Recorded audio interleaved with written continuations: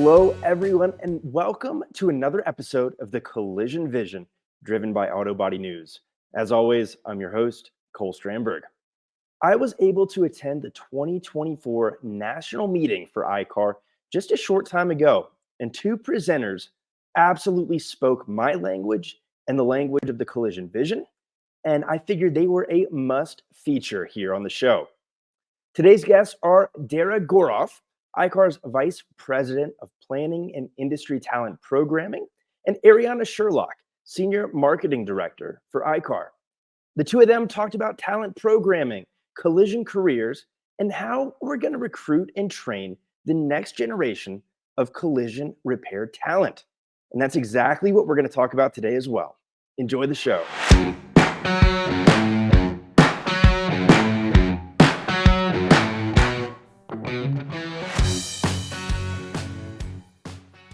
Dara and Arianna, thank you both so much for joining us here on the Collision Vision.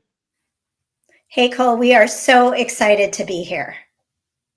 Really looking forward to a great conversation. Now, we were introduced at the 2024 iCar National Meeting. You both were on stage, gave some really good presentations around talent and the technician shortage and how we keep the pipeline full. And it struck me as, oh my gosh, we desperately need to have a podcast with the two of you. So thank you both so much for doing it. Dara, let's start with you. Talk to us about some industry level trends we're seeing in relation to new talent within the industry. Well, Cole, the good news is that the collision industry is in a growth mode and an acquisition mode, which means that technicians are in high demand. And it is predicted that in the next 5 years, our industry will have about 100,000 open positions. A lot of that is due to growth and also the retirement of our most experienced, seasoned, tenured workers. The bad news is that even though we've seen a little bit of an uptick in enrollment in trade schools lately, we're starting to see some really good press, even from the Wall Street Journal, about the value of skilled worker education and the amount of money you can make in a trade field. But we're still not seeing the trade schools easily filling their rosters, specifically the collision programs. And we also know that about 40% of those who graduate a trade school enter the industry. And right now, 15% of those who graduate from a trade school stay in the industry for more than 18 months, a year and a half. So we've got some work to do. Absolutely. And it was either you or Arianna who used kind of the leaking pipe, and we won't dive too deeply into that just yet. But so there's both a challenge in filling the pipe with talent and keeping it. Why is that? How is that? Who are we competing with for talent in the first place? Well, I think we've all read that nearly 8 million skilled trade jobs were lost during and after the pandemic. So we are competing with the ones that you think of normally, the construction industry, the aviation industry, the flooring industry. But the truth of the matter is we're not just competing with other skilled trades. We're competing with anyone who's trying to source entry-level talent who pays them a reasonable starting wage and also has what I would refer to as a low barrier to entry getting into that kind of industry or that kind of job. The good news is the collision industry really has an ability to stand out because while at the entry level, it may also appear to be a low barrier to entry world, there is tremendous opportunity. And within some surveying that we've done with the industry through a partner called Dara Goroff and the Society for Collision Repair Specialists, we've learned that the average collision industry technician with about 3 to 5 years of experience is making a wage of $84,000. And my God, the top of that ceiling is astronomical. It's easily mid 6 figures. So it's a great industry to get into. But like you said, we absolutely have a lot of competition. Absolutely. And it seems like multiple organizations are doing a good job of providing some visibility into, hey, this is a great career. You can earn this. And because of that, too, it seems like maybe we're starting to be in the early innings of having more success in recruiting new talent. From my perspective, there's a couple different needs within body shops. You have the immediate needs where you need a brand new technician, a tech to be in right away to help your business. But there's the longer term needs, and it seems like the industry as a whole is adopting those. For the newer technicians, talk to me about some of the talent programming initiatives iCar has in place and is putting in place to address those challenges. We truly mean for the talent programming initiative to be an end to end solution to address all aspects of the talent crisis. And like you said, Cole, though we want to start with attraction, you made the analogy and echoed ours that we want to create this incredibly wide pipe of talent coming into this industry. We also want to enable and empower our educators and our repairers with a best in class curriculum for an entry level employee, a curriculum that gives them the ability to learn through computer-based programs, but then take what they learn online and immediately convert that into activities that they perform with their educator, their instructor, or with a mentor in a shop. So we not only have a really great program to address what we're calling talent attraction, raising the awareness about the industry. And I know Arianna is so excited to talk to your audience about that today. But once someone has committed, they want to take that first step, we have the iCar Academy program, which incorporates that unique style of curriculum, blending the online education and hands-on skills practice. But the Academy doesn't just stop at the learner. We're empowering educators with instruction guides, teaching them exactly how to be able to use this program inside their schools. We work very closely with the Collision Repair Education Foundation. So if a school needs financial help to get started or their students need scholarships, we have somewhere that we can point them. And for our repairers, we have a commensurate curriculum that builds that bridge between the educator and the repairer. But we know that our repairers may also need help with human resource best practices, selecting an appropriate mentor, training that mentor once they have them so the mentor can easily step a learner through the guided instruction that we're providing through the Academy program. So we have training and education built around culture, because we also know that culture is key to employee retention, and that building an employer brand and selecting and training a mentor and leaning into the opportunity to build around diversification of age and of personality and of nationality in your shop is how you create a sustainable future. And culture is a term that comes up so often. It's kind of right there neck and neck with the technician shortage terminology we hear so often. So fantastic that that's a focus. Something that goes alongside of that, you mentioned in your presentation a bit of a startling stat about how often technicians are poached from other body shops in the space. It feels like we as an industry have come so far to not viewing our fellow collision repairers as competition. But with that poaching going on, it's hard to say that really. And so to be able to solve for the long term, I think is uniquely important right now. Yes, I will close out before we go over to Ariana with one of the great things about the Academy program is that more and more shops and more schools adopt the program. We're going to start to build a consistent education path, which then kind of future proofs the world from poaching. Because if all entry levels are going through a similar onboarding process, a similar adaptation process to a shop, there are badged areas where they master something before they move on to something else.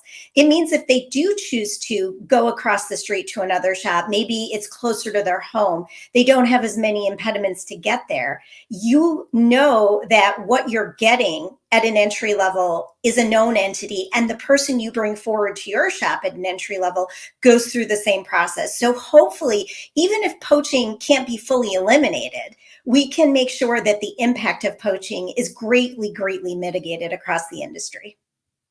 Well said. And a heck of a segue into that new talent coming in. We talked about the talent programming for those new technicians to the industry and getting them up to speed and for the long term. Arianna, you were integral in launching Collision Careers. That's a name that I had seen and a brand I had seen. I think for many in the industry, they're not 100% familiar with the relation with iCar. Tell us a little bit about collision careers. No, thanks, Cole. I think when we talk about this concept of when collision careers starting to build collision careers, thinking about competition is interesting, right? Because at before we even talk about competing trades or what kind of segment of collision you want to get into, we're competing with college, right? So and I think the time that we're doing this is really interesting and really perfect, because we're starting to see, Dara mentioned a recent Wall Street Journal article. We're starting to see public sentiment shift after, a generation or two, towards encouragement towards the trades, after a generation or two of encouraging students only into a four-year university. So we kind of finally have that in our favor. But once we get students interested in the trades, they're thinking, automotive is under indexing a little bit and compared with sort of the construction and building trades. And then even within automotive, collision repair under indexes a little bit when compared to mechanical repair, because we're just sort of this man behind the curtain profession, and we can talk about that a little bit more.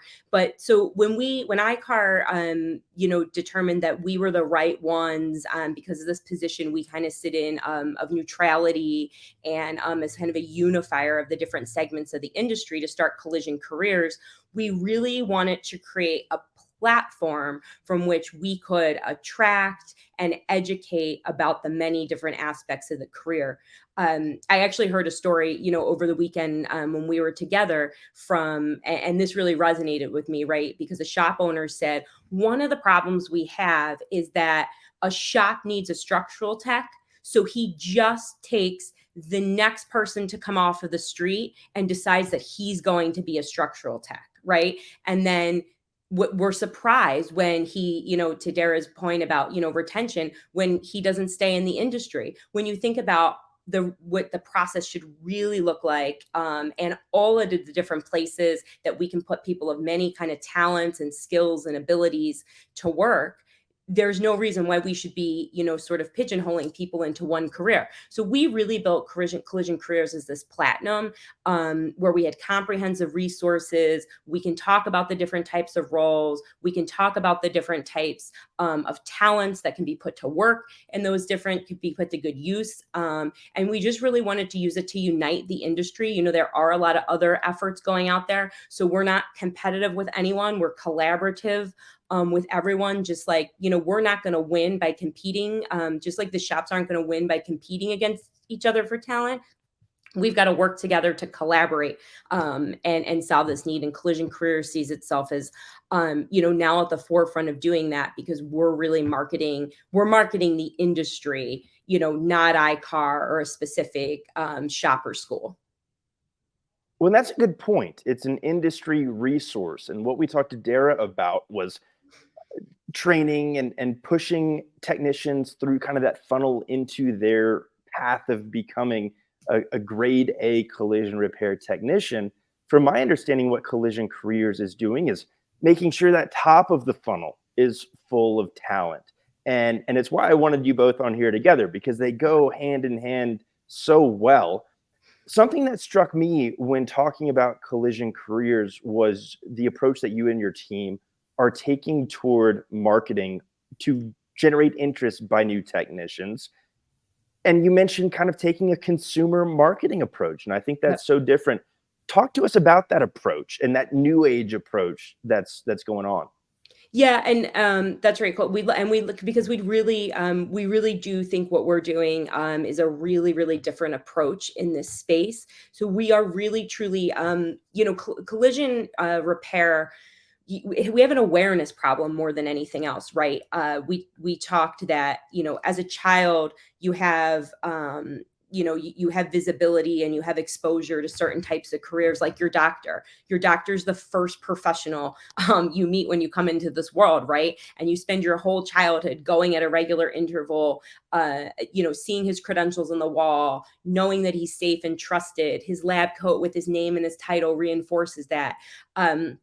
And then you have teachers and you have firefighters and policemen and all these people in society that are, the contributors and the helpers. And you don't really see your collision repair technician, right? And if you do, and it's not in a really positive time, probably in your parents' life at that point, right? So by the time you get exposure to this industry, you're probably on the cusp of or well into adulthood, right? So we started thinking about this industry. First, we have to raise awareness of it, right? And then we really want to move. And it's not just for the potential candidate. It's really for the candidate and those various influencers in their lives. So we all know that none of us kind of make a decision in a vacuum. So that we need parents. We need school counselors. We need people's spouses, right? To be aware of the opportunities and to be encouraging that decision. And when we think about that decision, we're thinking about it, as you alluded to, as more of a customer product journey. Thinking about this industry and this career as a product which you become aware of, and then you learn more about, in your consideration state, and you ultimately make that decision to come over into the industry, either entering a school or entering a shop. And what Collision Careers has done has put together a marketing program. It's highly digital. It allows us to be highly targeted, and really serve content based on the what we see as the interest and the needs of our ideal target audiences. And then we move them through that funnel, with, just like you do when you're kind of in a product consideration state, with information that helps them along their decision making journey. Awesome. And kind of more tactically speaking, how are these potential collision repair technicians of the future actually going about receiving this message? Where are you finding them? Yeah. So, look, we know, like I said, we have a variety of different audiences we are targeting. We just recently went live with a national campaign. It's in a variety of digital channels. So you're seeing web display ads, and as well as sponsored social post advertising on YouTube, right? And because we know that we have to get to this audience earlier and earlier. We also know that we have an immediate need for people to put people right to work. So, we're trying to be sort of as efficient and economical as we can be, with what we have to work with right now. And then I think, what the next phase of these programs look like is really collaborative creation of content, sort of co-op advertising campaign with folks in the industry. So we're really excited to be out here now, to have the campaign live, have people seeing it, and be out here talking about it, so that we can get others interested in partnering with us, which is a very important point, because I've had a lot of folks in the collision repair industry say to me, "Oh, well, I haven't seen these yet. Where are they?" Right.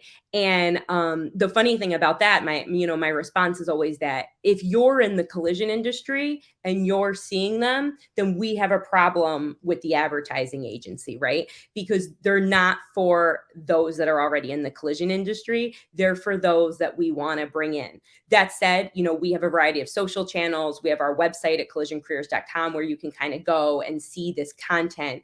And we want those in the industry to go and see this content and share it for us. I also think, Cole, I want to make a quick point about the type of content you're seeing, because when you look at the content, we're not trying to educate everyone about, A to Z in the industry in 15 seconds. We're using, quick, catchy words and taglines that'll appeal to what their interests are. And then we're trying to bring them in to Collision Careers, where they can then learn a little bit more about the career. Again, kind of a fresh perspective to it, viewing recruitment and attraction a little bit differently. And I think that's super interesting. This question is really for both of you, but Arianna, I'll start with you.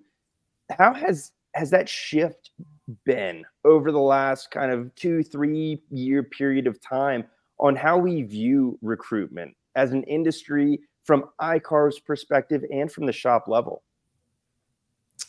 Yeah, I think one of the things that I see that's really encouraging is this collaborative mindset around it, right? So there has been a lot of feedback out there that this is the number one the number one challenge facing our industry. And Dara alluded to industry growth. And, I know it's a topic obviously close to your heart. We know that the demand is not slowing down, and that we have to do something to solve this. And I think what I've seen more recently is the industry really coming together and kind of stopping the griping around the issue and really talking about what the solutions are and how we can work together to solve it. Dara, from your perspective.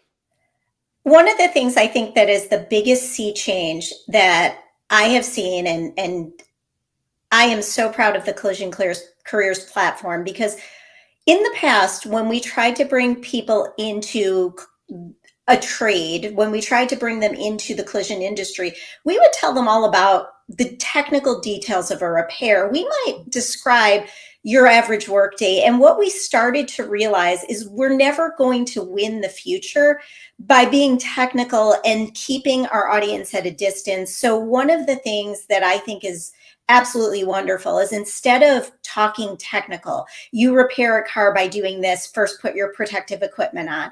We are actually getting to the heart of an emotion of an individual, helping them to picture themselves doing this job with the marketing content that we have put out in social media, through YouTube, through all of the channels where our young audience already is, like TikTok, like Insta. And instead of telling them what, we are helping them to feel like this would be something you could be proud of. You would be a hero. You take somebody's worst day and you make it okay with this kind of a work. And not only that, look at these images that we're showing you. There are people who are really similar to you, creative, innovative, problem solving, doing this work already.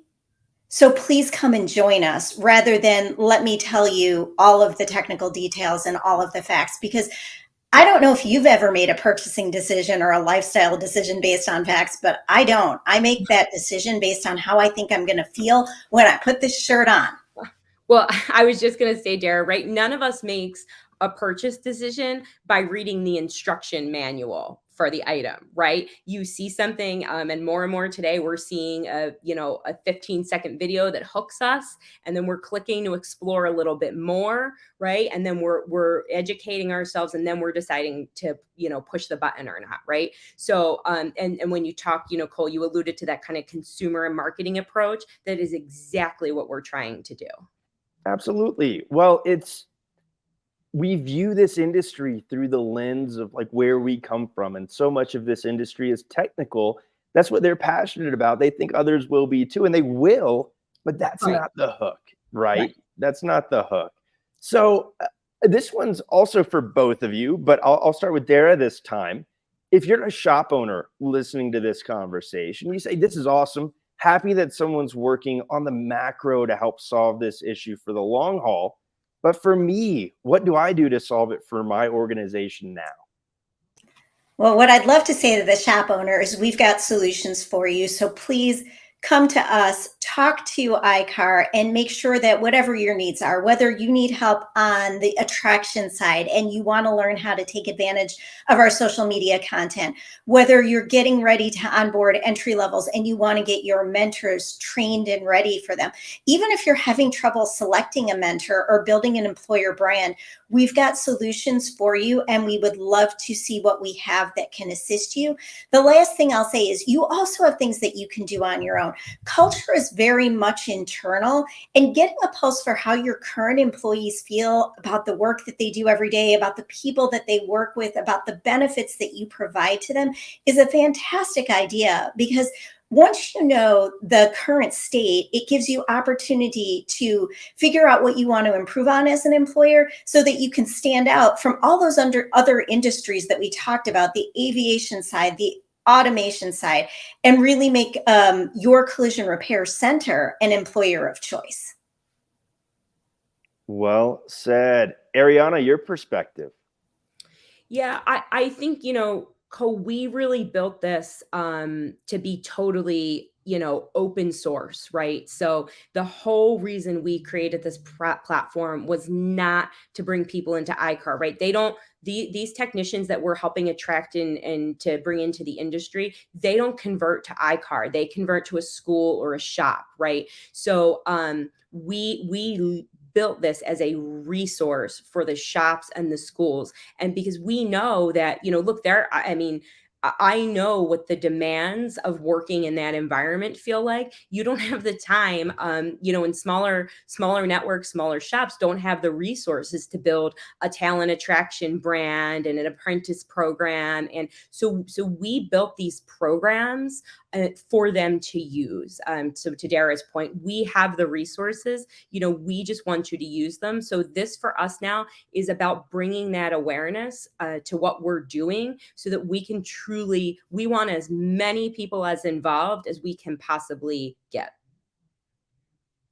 There is so much we could talk about. There's so much depth to this conversation. It's tough to do much more than scratch the surface here in a podcast setting. With that said, though, before we start to wrap up and get to our key takeaways and all that stuff, is there anything we've not discussed to this point that we need to make sure we touch on before we part ways? I think, look, I think part of this conversation is about there are many things that we know being inside the industry, to be true. We know that how much this career has changed and how technical it is, that the repair centers today are not our, grandfather's garage. And those things, they really can help us attract young people to the industry. There's also, I don't think we talk enough about how you can kind of move up and over in this industry, right? It's not a linear technician career. Once you're trained, you can go into shop management or network, regional management. You can teach. So I think, there is a lot that we kind of keep hidden under the surface here that, again, we need to get out there, and we're going to need the help of the entire industry to go out and do that. So, over the weekend, folks were saying things like, hey, should we be responding to requests to go to career days? And, it's not just going to the trade fairs at the technical schools. It's talking to your local guidance counselors, and yes, raising your hands to go to the, career days at your neighbor or your niece or nephew's school. Or it's really this, just this collaborative effort that, a rising tide will sort of lift all boats, but we really have to work together. And, we're hopeful that iCar and under the Collision Careers platform can give the industry the resources to do that.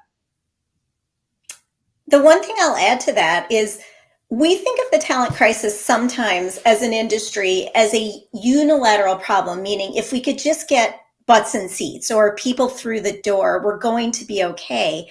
But I want to always remind our industry and remind ourselves that this is also like a retention issue. Butts in the seats and people through the door doesn't matter so much if you lose them 18 months later. So I will double down on the culture conversation all day long. The other thing I would remind us, because we covered this in some ways, but Arianna just said something really important. The industry is more of a circle than a straight line, meaning that if you start as an entry level and you progress to a professional level, there are a billion paths you can take from a professional level technician to potentially running a claims department in an insurance company, leading a team at an OEM that helps the OE to be more prepared for repairability. And you could own a shop, you could own a race team. I mean, we've got stories like this across the industry that have really happened, and not just happened once, but a multitude of times. So as we prime the pump, if you will, to bring all this new talent to the industry, remember, it's important to train them. It's important to create that culture to retain them. It's important to commit to a lifetime of learning and help them to get to that next stage in their career, because we don't just have a shortage of technicians. Right now, we have a shortage of people who can teach them and mentor them. And we're also looking at a shortage of the people that take from that pump and expand them and diffuse them throughout the industry. So the stronger we are, the more sustainable we are from entry-level talent side, we're future-proofing an entire continuum, an inter-industry, as iCar used to love to say. There we go. You guys just hit on so many great points that could almost restart the episode into V2. I won't do that to you. You've both been very generous with your time. Two key points there that jump out at me. We get back to culture. That never goes away from that conversation. And the career pathing, the opportunities of starting at that technician level. It doesn't mean you're going to be a technician forever. It opens up so many opportunities within the industry. And maybe that's a message that we can share as well. Hey, this isn't a 50-year decision to be a technician. This is the opening of a door into so many different routes within this great industry we can take you. As you know, we like to end each episode of the Collision Vision with 3 key takeaways. I know that can get a little bit tricky when we have multiple guests, but we'll get through it together. From your perspectives, what are those takeaways from our conversation today? Cole, I think, the 3 key takeaways are that, we have to be telling these stories. Dara just talked about, in 10 seconds, a couple of success stories. So we have to be telling these success stories. I mean, even us sitting here, we while we're not technicians, we each have a story in this industry to be told. So we have to be telling those stories, and we appreciate you and others like you helping to tell those stories. Helping us to tell those stories.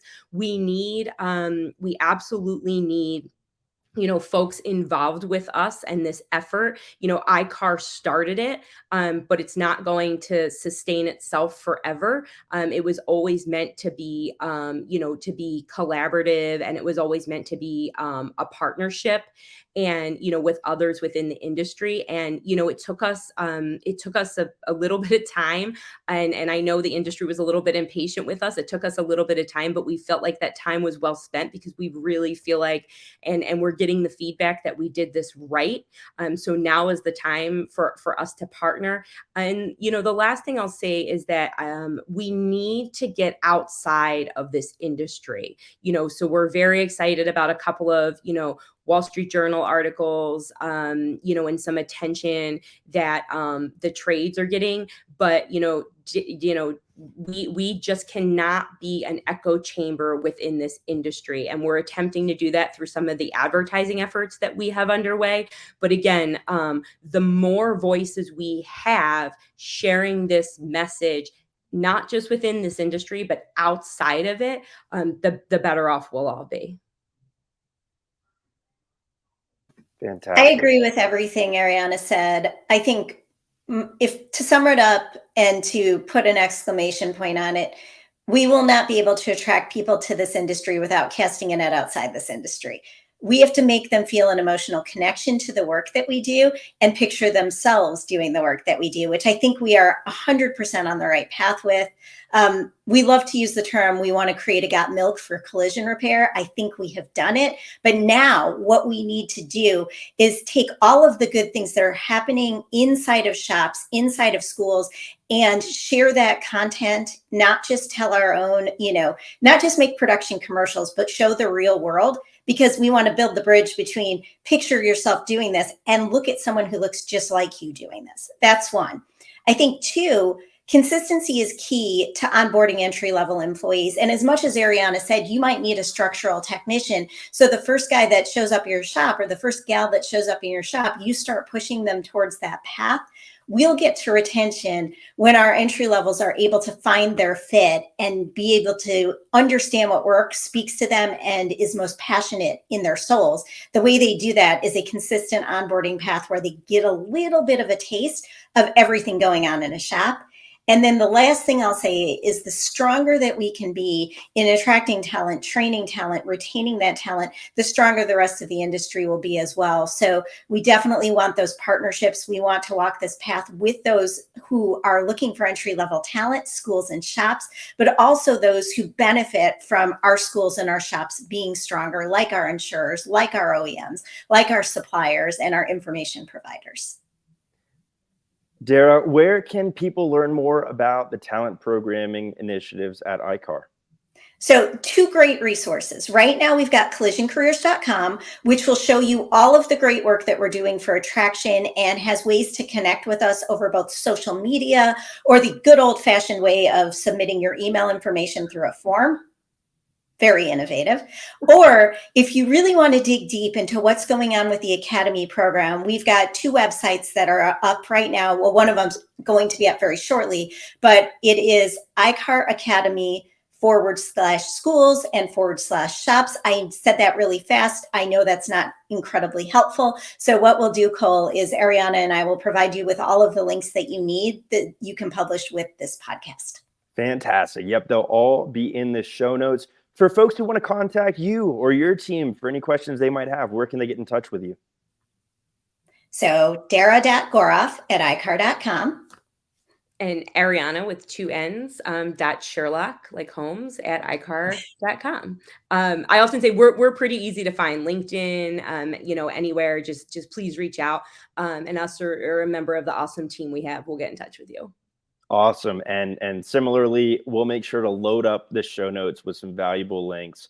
Please do reach out to their team if you have any question. So many resources for the industry. Dara and Arianna, thank you so much for a great conversation here on the Collision Vision. Thank you, Cole. It's been a pleasure. Thank you, Cole. Thanks again to Dara Goroff and Arianna Sherlock for joining us on today's show.